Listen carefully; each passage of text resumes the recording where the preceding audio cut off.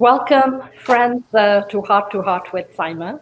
Um, the purpose of this podcast is to bring different people, people who are ordinary people doing extraordinary things. I feel we bring people to you, people who can hopefully impact lives, change lives, help. Uh, Everyone helped me, um, most of all, in some way or the other. My guest today is a very dear friend. His name is Brian Dobbs. He is a realtor, part of my team. He is also a life coach, a real estate coach, and he's an author. So he wears many hats, and I really wanted to bring him on. Um, so without waiting, let me bring him on. Uh, okay, let's see. Hey, Brian, Hi, welcome Saima. to Heart with Saima. Well, thank you. I appreciate you inviting me today. That's an honor. I'm happy to have you here. And like I always say, one of the primary reasons I wanted to have you here was I know it is something that is your, should I say, hidden passion now, because I know you like to focus on doing real estate coaching. But I wanted you to come and share something different with my audience, something that helped me when I was, going through a very difficult time. And I just feel that it is your purpose. It is my purpose. It's our primary focus. We want to touch lives. We want to help people. And I think, just being in this world, it's challenging because we are constantly faced with different challenges, different things which happen, and we have to figure out solutions. And as we go through the process, Brian, all these things just start impacting us and putting layers upon layers on our true, authentic self. And I'm going to let you take over and just tell us something about yourself. Yeah, absolutely. So one, just just the here and now, just the present. So internet's not working, and out here on my phone. So if I look a little wobbly, it's because my hand is holding this this phone up here during this show. So my apologies on that, but thanks for bearing with me. The second thing about me is I'm sitting in a mosquito nest, so I might be a little bit distracted. But other than that, when you're really comfortable in your own skin, and you begin to peel away those layers, like you said, Sima. Yeah. You're not performing. You're not so serious about life that, oh my goodness, what if they think this way, or what if they think that way about me, or they might not like me. Well, you know, I've had to learn. I've had to learn, just like you, Saima, that when you can peel off the layers of performance, the layers of perfectionism, still working on that one, the layers of, overthinking it, or being over analytical about yourself, or just having a layer of fear or insecurity. When you peel those off and you begin to feel comfortable about who you are, then regardless of the situation, regardless of the circumstance, you can adapt, and you're just you. So you take the pressure off of being someone that you're not in a crazy situation, which just heightens the anxiety. But when you're going to face curveballs in life, you're going to face those challenges, those obstacles, those speed bumps, or puddles. But when you can do it because you're comfortable in yourself, you just, okay, I'm going to breathe. I'm going to smile. I'm going to put my shoulders back and my head up, and I'm just going to charge through. So I've learned a lot of that through coaching. I've learned a lot of that through introspection of myself. I wrote that book, Uniquely Called, and it was about my life. It was about my process, it was about my story. But I want to tell you, Simon, it allowed me to think. It allowed me to do a really big, deep dive into who I am and knowing what I'm here for on this earth, and to be able to reach out and share my story with people has been very, very helpful. So, and like you said, I'm in real estate. I do real estate coaching. I'm a realtor, and but first and foremost, I just like to be a friend. And I just like to go out and help people. I love people. I love communicating. And again, we're all going to face those curveballs and those crazy things in life, and especially during this time.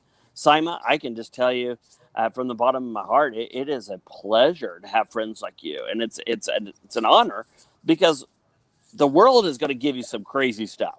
But when you have some deep relationships and some friendships, it makes it so much more palatable than if you were all alone. So being that, taking those layers off has really, really helped. Brian, and this is actually the topic for my next week's email. I received an email from someone, and that person said in the email, and his name is Justin Goff, and Justin said that make sure you have someone watching your back. Ryan, how? And I emailed him back and I said, Justin, how do we find people who are watching your back? Brian, where do you find these people? Where are these people who are watching your back? And he was like, you know what? No matter what you're going through in life, when you have people who are watching your back, they'll make sure that they stop you from falling down. But Brian, where are these people? How do you go about finding these people who have your back, who are who don't give to you based on what is comfortable for them to give, but they give to you based on what you need from others? How Right. do you find these people? Is it something in your energy? Well, it might be in somewhere where I'm sitting, because literally I'm sitting in a pocket of mosquitoes. I'm moving out front. That's And fine. I apologize. That's So when we're talking about how do you find those people that will watch your back, I think that's a great question. One of the things that I have done in my life is I came up with my signature message. And when I developed my signature message, I did it based off my core values. So I knew the core values. I knew what my passion was. I know how I communicate. I know my gifts, my talents, my skill sets, my abilities. Again, doing a lot of introspective work. So in doing putting all of those things together, Saima, you begin to talk about them, and you begin to share those with others. And I want to tell you, you get some blank stares, you get some crazy looks from people, and they're like, "Oh, wow, that's weird. That's altruistic. Oh, you're a dreamer," or whatever. And you get that. But then there are people that go, "Wow, that really resonates with me." That's how I find the people that are in my circle, is because you have to share it with enough people. No different than sales. How many no's do you need to get before you get a yes? And if you're really insecure and you have a bad self-esteem and a bad self-image, you are probably going to fall under the fear of rejection and not do really well at sales. You just probably aren't until you get a few no's and you toughen up your skin. So when I came up with my core values, I started telling people about them. And the more I talked about them, the better I became at articulating my core values, my talents, the way, my passion, my desire to reach out to people. And the cool thing about this is they began to show up in places I never thought to look. But I was always talking about them. So they would come here or there. I'd meet them at the grocery store. I might meet them, at the car wash. I might meet them in a business setting. But it was so cool to me that they started appearing because I started talking about them. And I started talking about those core values. So do we need to vocalize? Like, should I sit here right now, whatever date it is, 15th, 16th of September, and sit here and say that I'm looking for authentic people. I'm looking for people in my life who, like Justin said, we need to have people who will watch your back. I mean, is this what we need to go manifest it, put it out there so that you find them? Because I mean, I always say that I never have to look back because I'm very blessed to have my parents in my life, and I feel that I don't have to look back because I know they're watching my back. But how do you find those people um, who will watch your back? Well, I think you have to, first of all, be comfortable in your skin and be extremely transparent, because you and I are transparent. And we talk about this often, of how transparent. Well, Brian, did you read this? Well, no, I didn't read it, but I'm telling you the truth. And we can deal with the truth. And that's the beauty of this. So the more authentic I am, I mean, even the fact that I'm not in my office, I don't have my green screen and that cool background that I think is so cool with my logo on it. Yeah, I'm actually out in the front of my house because I didn't want to get eaten up by mosquitoes in the back. That's authentic to me. It's real. yeah. And when I can have that level, and I think that's a deeper dive, a deeper level of communication that we can't always have with people. I think when you find those people that you can have that deep level, then there is a rapport that is established. There's a trust that is beginning to be cultivated, that you want to watch out for people like that. You want to make sure they're okay. You want to call them and say, hey, listen, I haven't heard from you in a while. You doing all right? Those are the people, and you can initiate those conversations. And Saima, when you talk about those people and you have that in your heart, you need to call them, and you call them and say, hey, listen, you know what? I haven't talked to you in about 3 days. Are you doing all right? You've been on my heart. If they respond in a positive manner, it's game on. It's awesome. And if they don't, then you know what?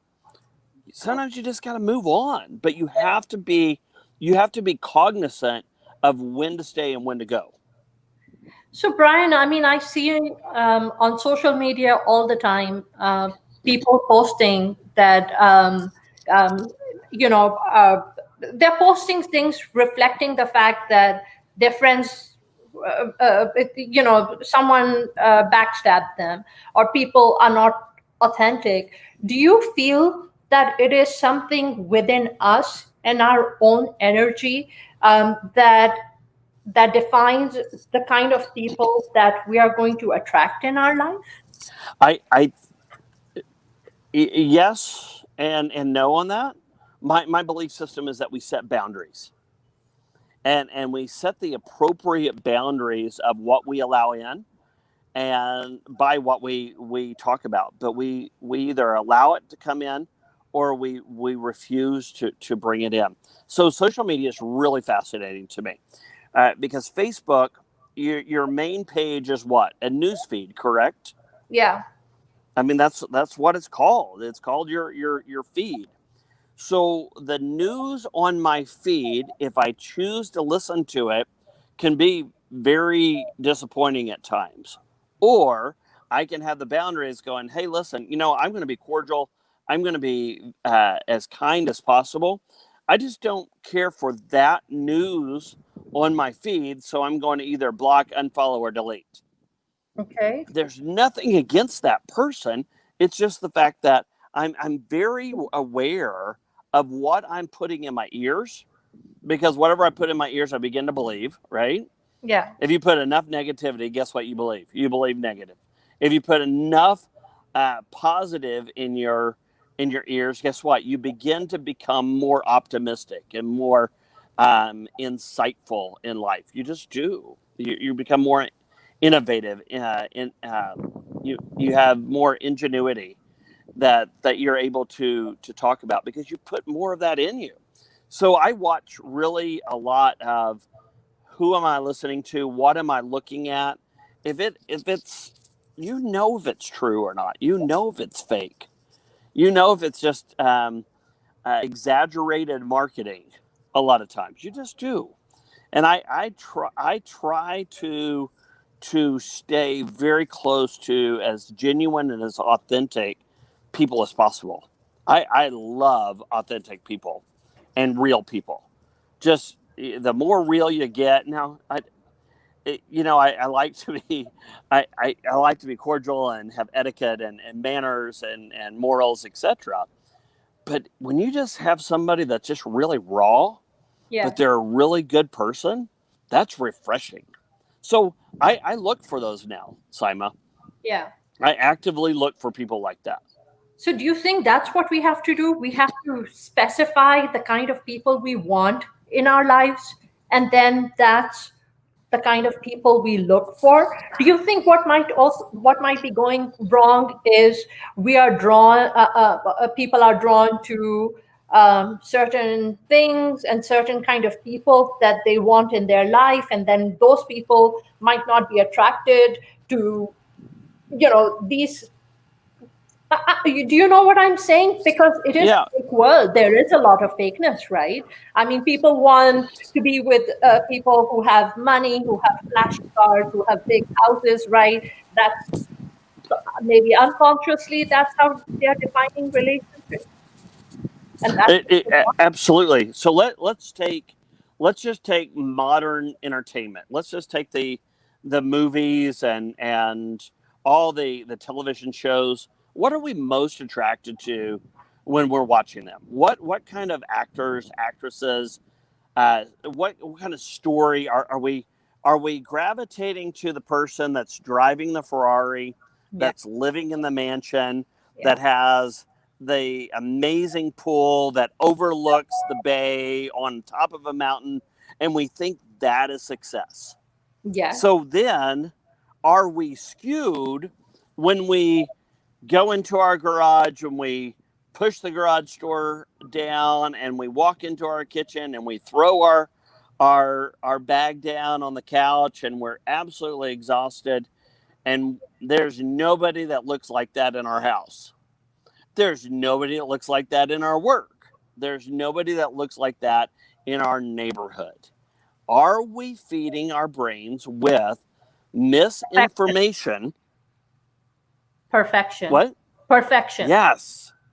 We and I believe we are. So we're looking for that rock star body. We're looking for that rock star car, that mansion with the amazing scenery and the yachts that you go on. And I tell you the truth, those are fun. They really are. Yeah. But is it real? Is it authentic? Is it genuine? I can't tell you. But Do I you, can tell you, go ahead. no, I was just saying, does that impact marriages and relationships, right? I think it could. Why wouldn't it? Right?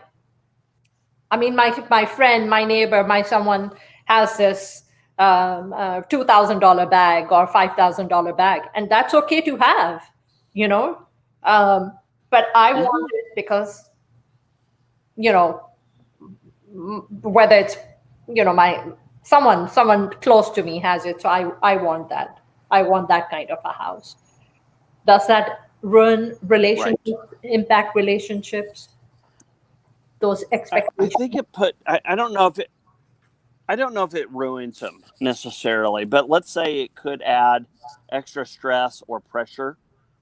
And when we are when you just go back to the word authentic and you go back to a word sincere or genuine, and you work really hard and you have a great day and you're building up your income streams and you're doing the very best.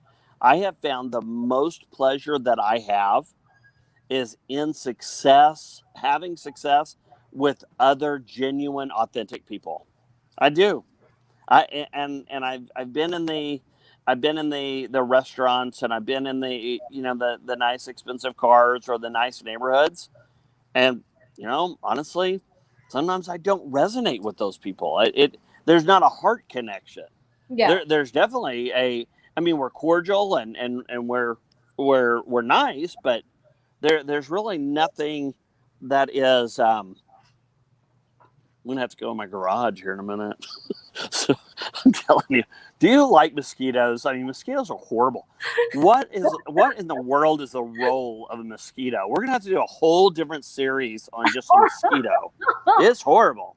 So, and I apologize. I'm moving around, and it looked like a day in the life of Brian, which it is. Hey, you know what? My last guest last week, Basit was here, and Basit had some internet issues, and we actually had to try twice with him because the first time we gave up. I said we'll do this again. Yeah, it's crazy. Well, I called my internet provider, and you know, you're talking to a robot, so it's not real anyway. Huh? And so the robot decides to say, well, let me do a check. Okay, we did a check, and then they go whatever. You know, it makes them sound like they're working back there. And they said, oh yeah, your internet's fine. I'm like, no, it's not, or I wouldn't be calling you. And they're like, well, due to COVID, we are going to... Let me talk to a human who can, if nothing else, sympathize with me. Exactly. And they're like, well, we aren't going to do anything. We're going to send you a link. Would you like me to send you a link of the test I just ran to prove that you are wrong for calling? I went, no, don't bother that one, because I'm not going to read the email. I promise. I'm just not going to do it. So it's silly. So thank you for bearing with me on my camera, because my camera skills and, you know, moving and wobbling, I don't have my right setup, but I'm going to be fine. We're all going to make it. So when we're talking about the added pressures, get back on that, not on my rabbit trail of mosquitoes by here, but when we're talking about genuine and authentic, and we talk about the pressures that the quote unquote Hollywood or media portrays, you know, it's, oh my gosh, you need to be traveling around the world, or you need to be in this boat, or you need to be on this vacation, and all you see is feet and a beer. You know, that stuff is great when you get to do it, but my everyday life and my children and my wife and my friends, that's where I get true satisfaction. That's where I get true fulfillment. And I want to tell you, when you build that life, I believe, with authenticity and that sincerity around you and other people, then sitting on the back porch with a couple of tiki candles where, you know, it keeps all the mosquitoes away, and being able to chat till 12:30 or 1 o'clock in the morning, those things, I think they're better, Saima, a lot of times. Because it has to do with the core, right? It Correct. has to do with sincerity, the basic human emotions, authenticity, genuineness, right? It's a heart-to-heart connection. Absolutely. And those are the people I want to do business with. Those are the people I want to hang out with and go to dinner. And that's life to me. That is truly living. What would you say to these people who, I mean, when we get hurt by our friends, what is going wrong? Is it our expectations from others? Which it probably is, right? And if it is, then it means that we need to change ourselves, because obviously you cannot change others. Correct. You're absolutely correct. You can't change other people. You can only change you. So I look at a couple things. Number one, you look at people coming in your life for a reason, season, or lifetime. And I've talked about this numerous times. So when you're having people come in your life, you really need to discern. And I don't think we use that word enough. And I don't think we truly tap into the fullness of the meaning of discernment. Being able to discern, being able to calculate, being able to comprehend or understand the meaning of that person coming into your life. Reason, season, or lifetime. You have a lot of reasons. You have a few seasons, and then you go down to a lifetime of friends. Then it narrows that down to that pool. So, and I don't believe the myth that if you have 5 friends when you check out of this world, that you should be the happiest person in the world. I disagree with that, because I believe that you can be friendly and have cultivated because you are sincere and you are looking for those opportunities, you can cultivate fantastic relationships and have a boatload of them by the time you check out of this earth. So let's just debunk that myth. The second thing, Saima, when we look at this, and I learned this actually at a church that I was going to, and I think I learned three things from that church, but that's a whole different subject matter and a whole different story. So I did learn that relationships were messy. Yeah. Families are messy. Relationships are messy. Yeah. So when you're investing in a relationship, it's your core values, right? You're going to articulate your core values. You're going to resonate with somebody. Well, guess what? They are going to have a bad day every once in a while. And then you're going to have to talk. And you're going to have some good conversations. And you're going to have some challenging conversations. But guess what? They're conversations, and the more you can have open lines of communication, you can pretty much work through about anything. You really can. And it takes a lot of work and effort to have good relationships. It just does. And I think the myth is that, oh, well, I'm a friendly person. Everybody should be friendly and they should all like me. Yeah, maybe not. It really takes some hard work. It takes creativity. It takes ingenuity. It takes a little bit of blood, sweat, and tears to have those fantastic relationships, which is fine, because when you value them, you value the relationship over the yacht and the mansion and the cool car and the nice trips and the $1,000 bottle of wine, which I think is a little bit excessive. But if you want to drink it, power to you. At least give me a sip. I mean, just so I can try it, figure out what it tastes like. Probably tastes just pretty similar to my $10 bottle of wine that I like, and I'm happy. Yeah.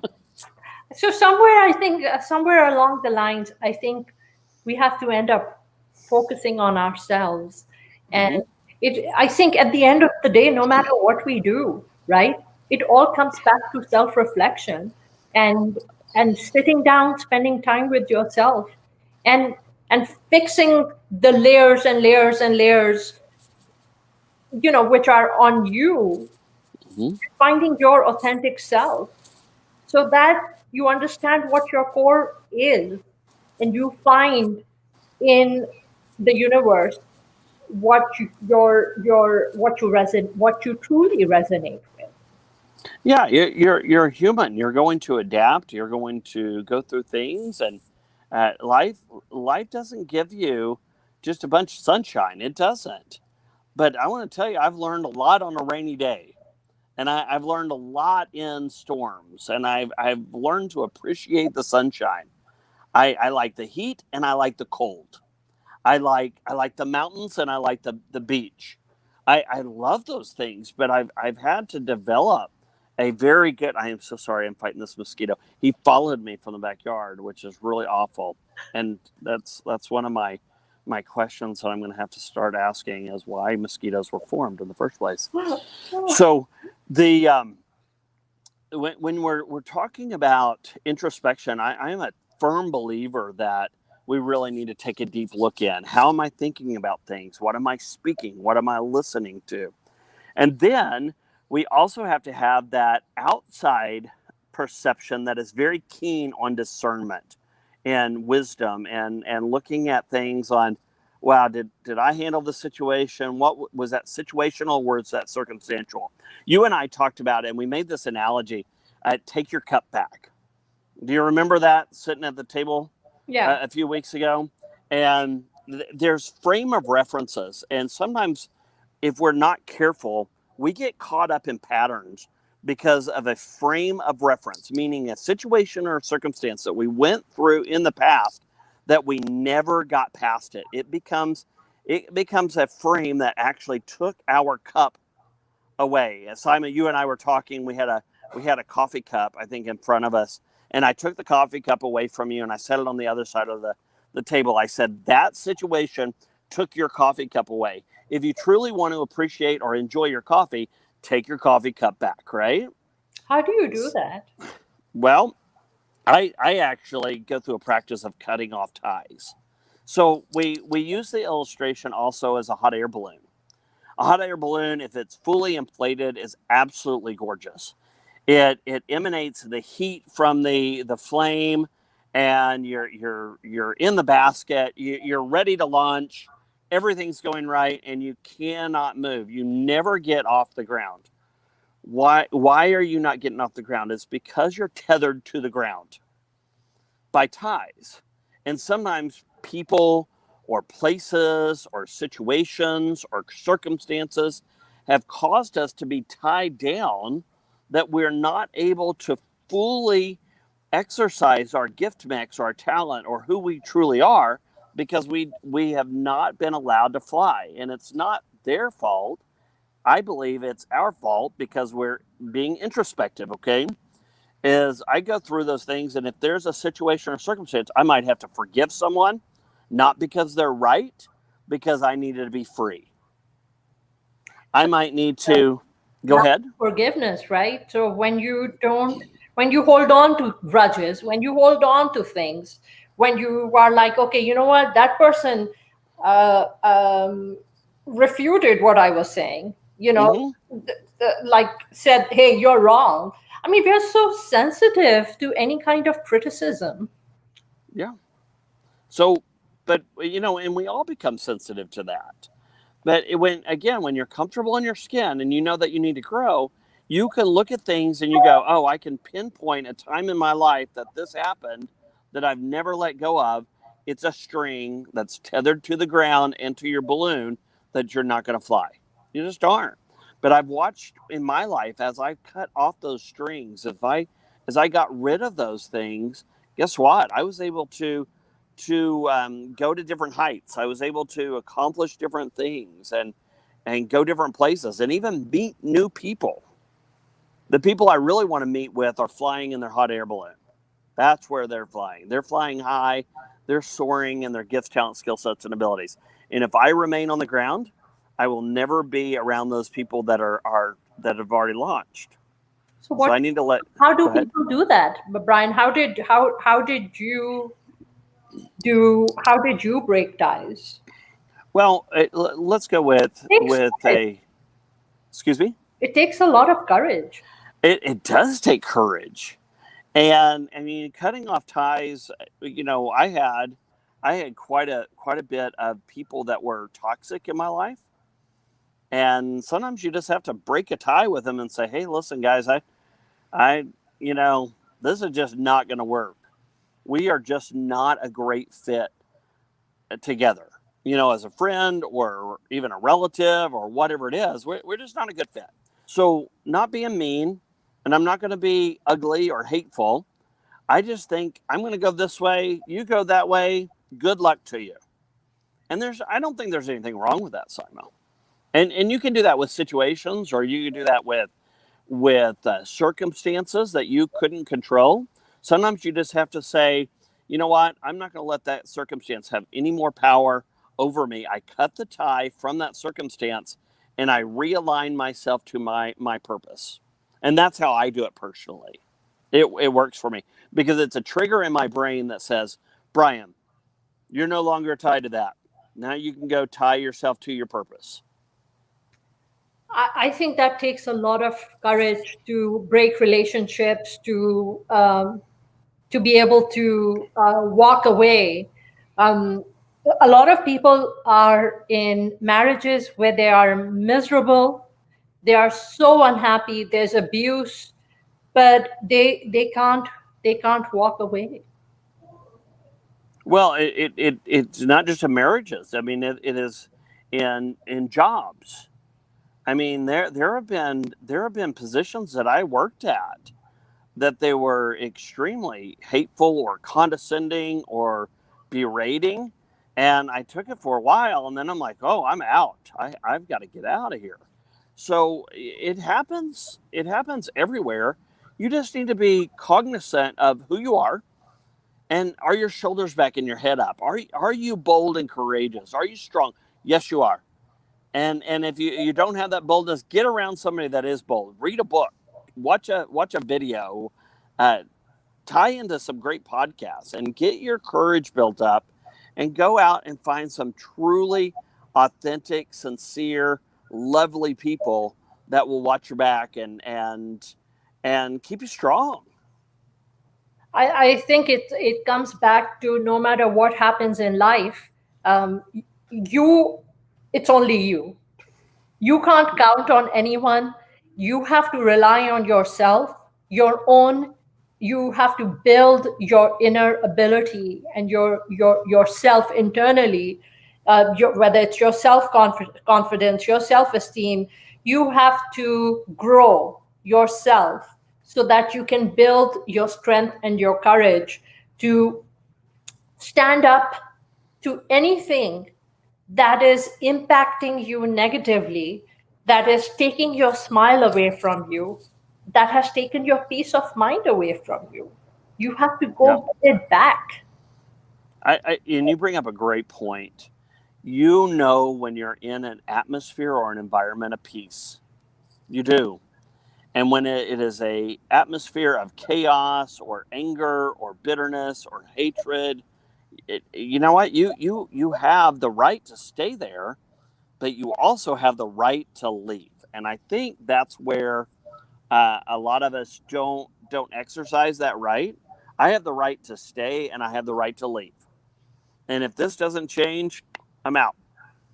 You guys, good luck over there. I just don't like that environment. I love a joyful environment. I love an environment of peace, an environment that has hope, an environment that has order.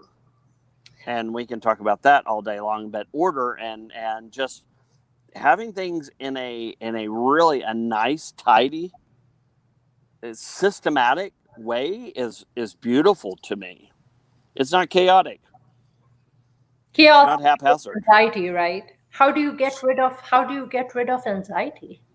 Where is Right. it coming from? That anxiety in our life, where does that anxiety come from? Well, And I think we set ourselves up with the pressures. I mean, Saima, if we looked at just the basic necessities of life, what would they be? food, air, lodging, Mm-hmm. Friendships, right? yeah, Relationships. relationships. Now, why? Okay, let me ask this question. So, if we understand the basic necessities of life, then what are how many people that enjoy the basic necessities are grateful and appreciative and thankful for what they have?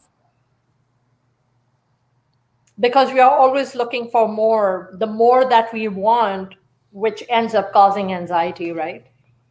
Yeah.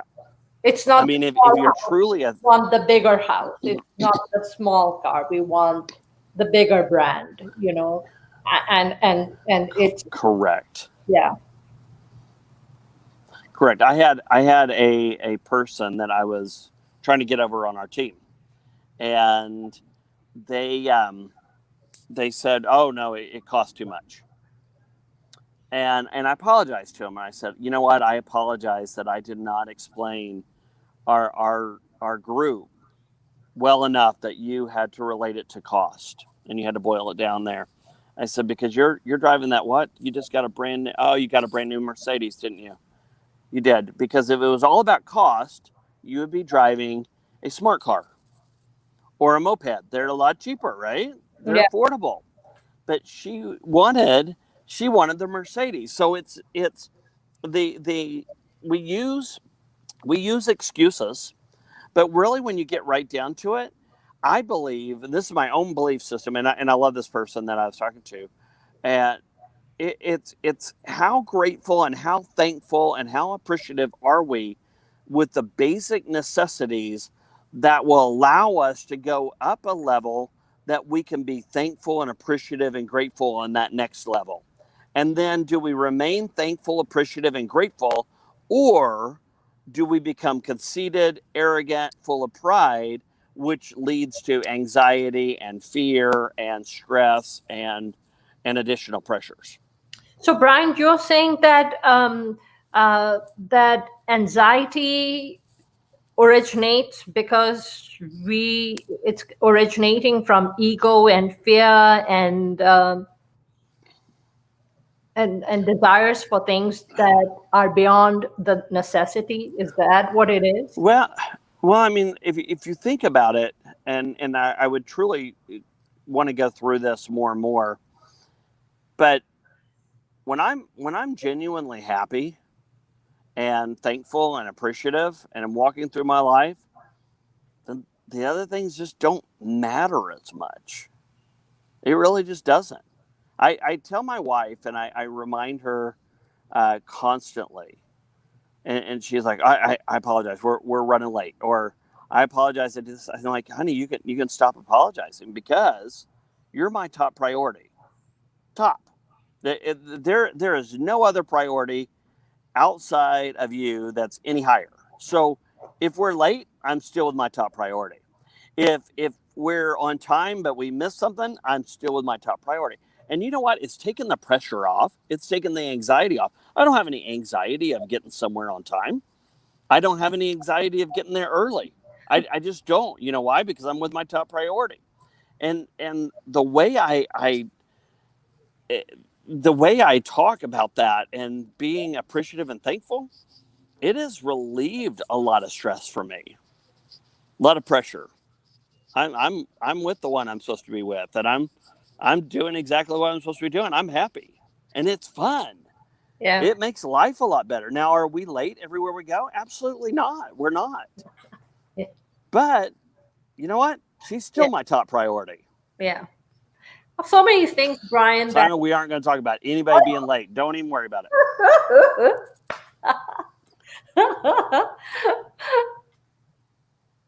So You're breaking up on me. I'm gonna walk backwards here. okay. Well, I think Now, if we did a blooper reel, if I fell,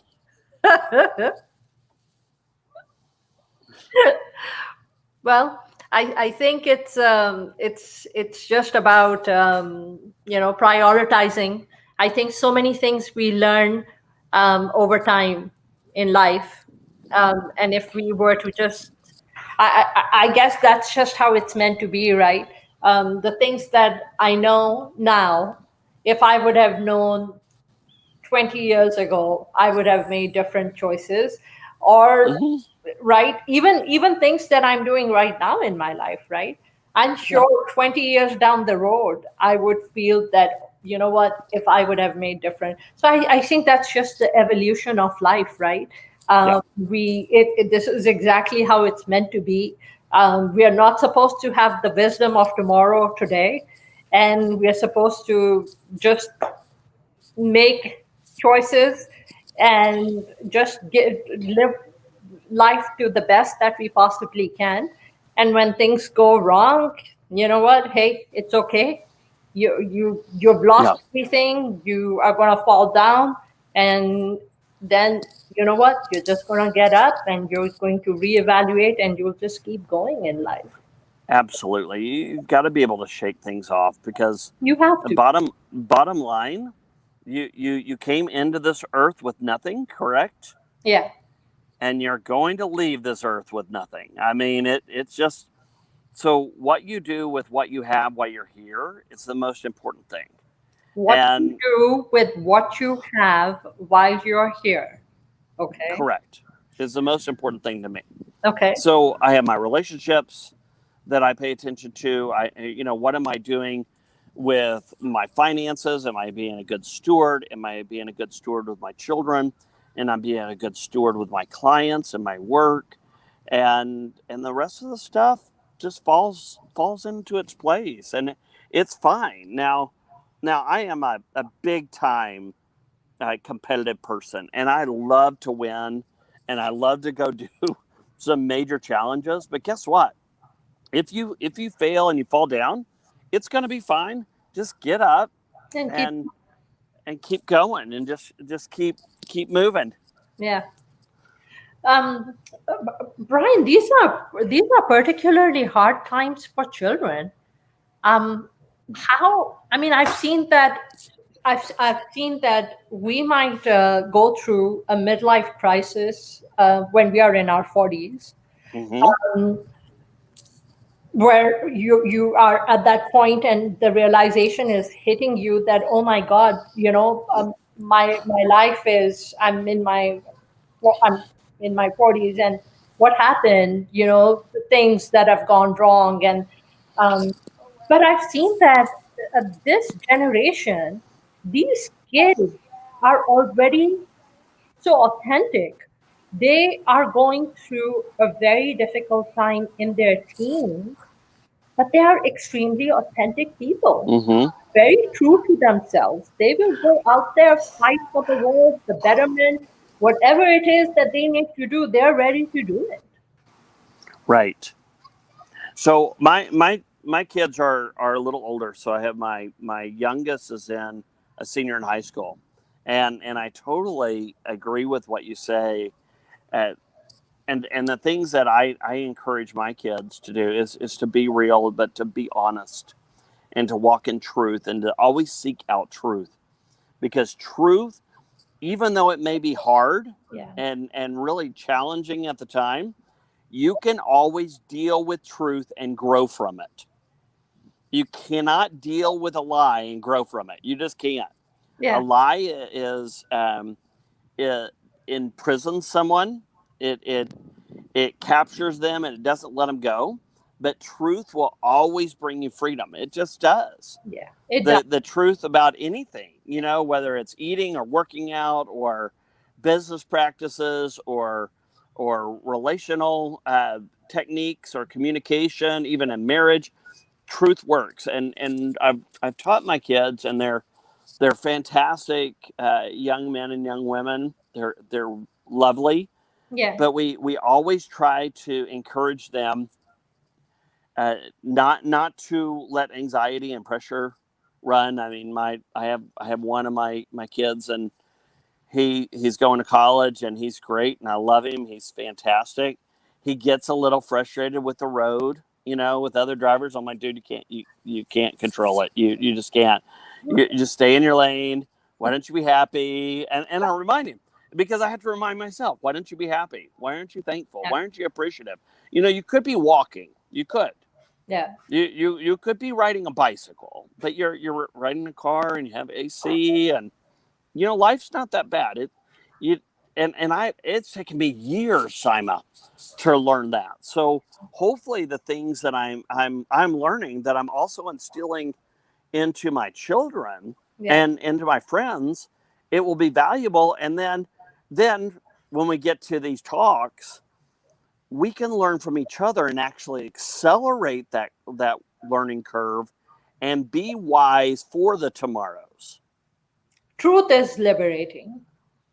Yes, it is. It is. I mean, I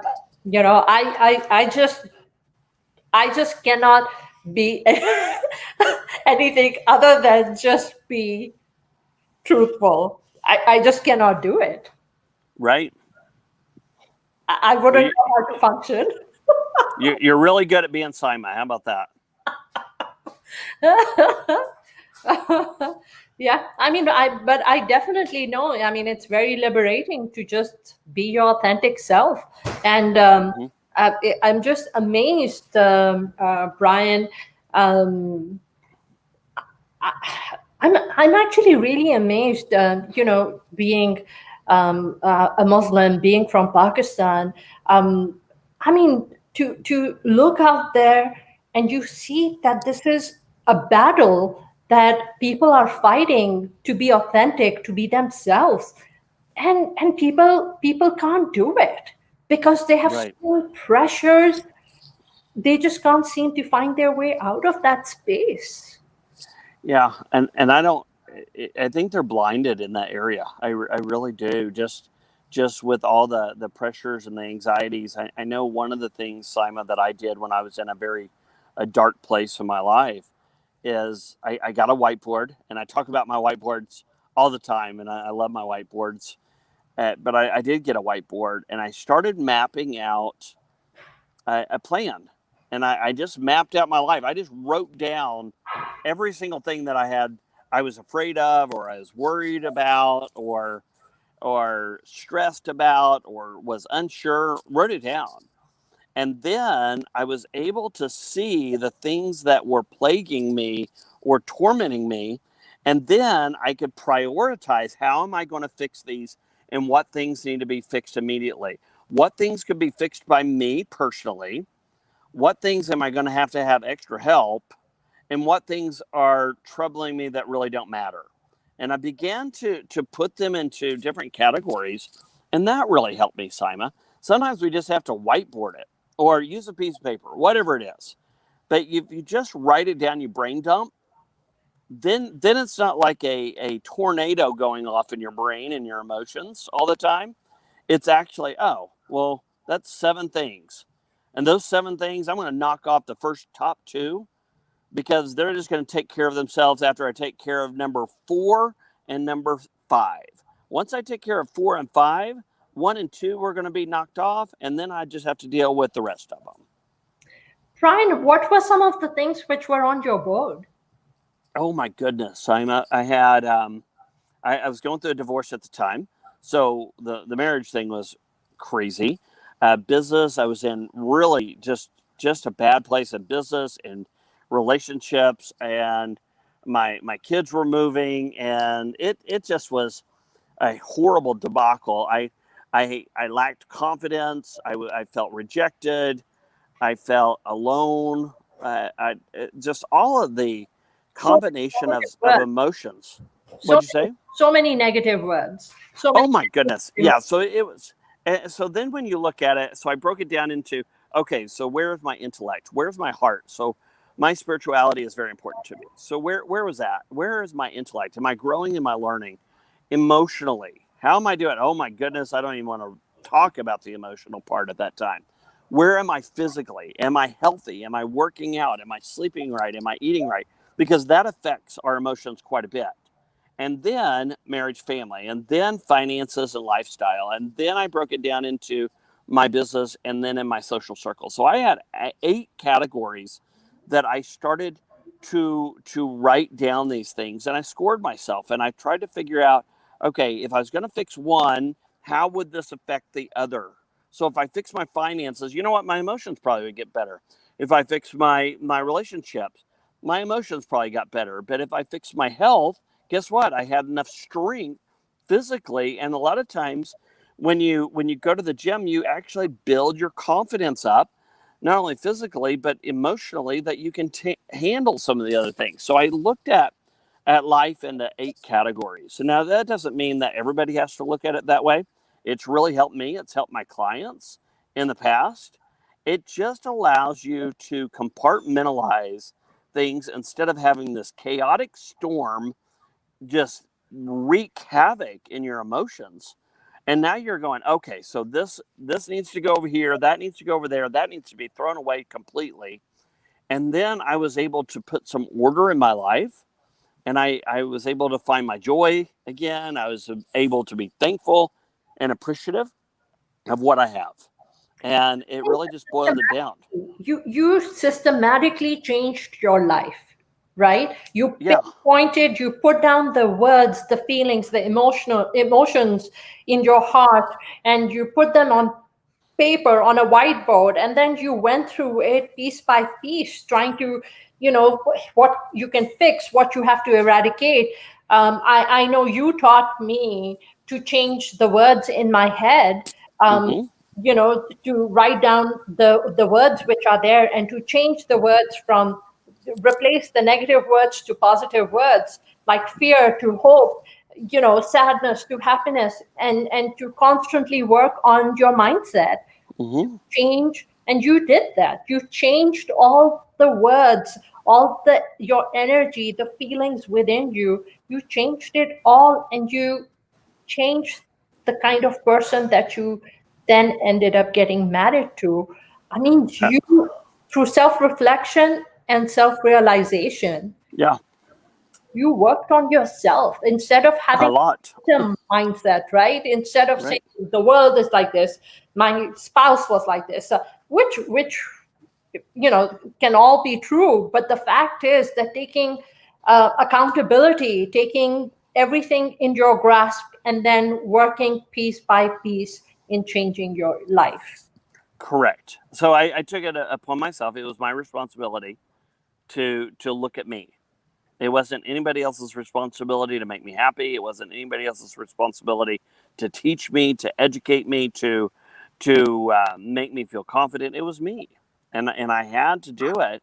And a lot of times you just have to come to that full realization that, you know what, if you don't do it, it's just not going to get done. Yeah.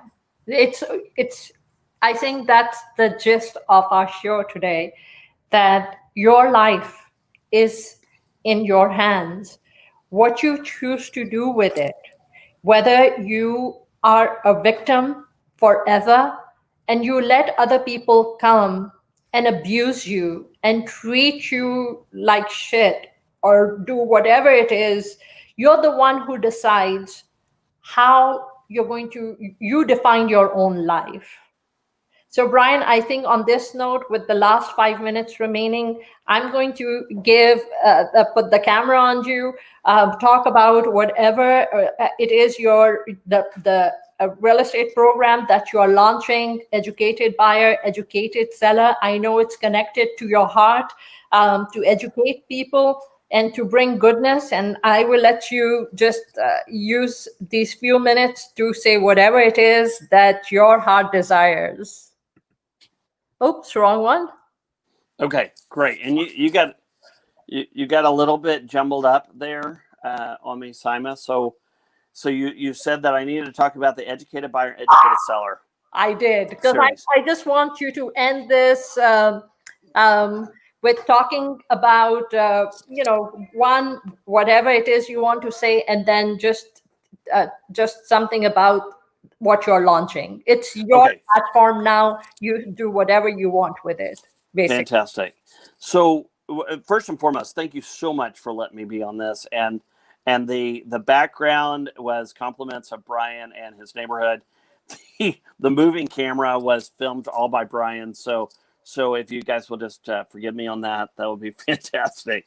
But we are launching Educated Buyer, Educated Seller series. So it is a series of workshops that if you own real estate, you need to come, because the things that I was taught when I first bought my house, oh my goodness, I really wish that I had learned what I'm teaching today and what Saima and Lori and our whole group and team has put together. Because this series actually educates you on buying right and selling right. So I made mention of it earlier. It's not what you have that makes a difference. It's what you do with what you have that makes a difference. So we show you how to take full responsibility and ownership of your property, of your real estate, whether it's land or property or commercial. And we show you how to leverage that or to utilize the equity that will better yourself financially, increase cash flow, reduce debt.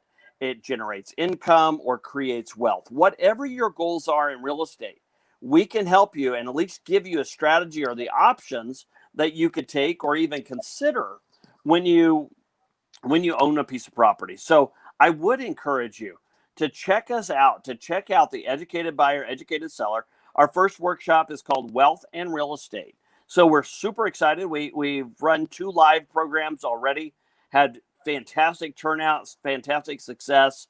So, and we have a team of professionals that actually have come together to help, to coach, to mentor, to guide the buyer or seller in their whole real estate process, from the very beginning, the onset of the strategy session, all the way to the purchasing or selling of your property, all the way through the ownership, and then the exiting or adding to your portfolio. So it's a very comprehensive course. Super excited about it. Love for you guys to attend or join.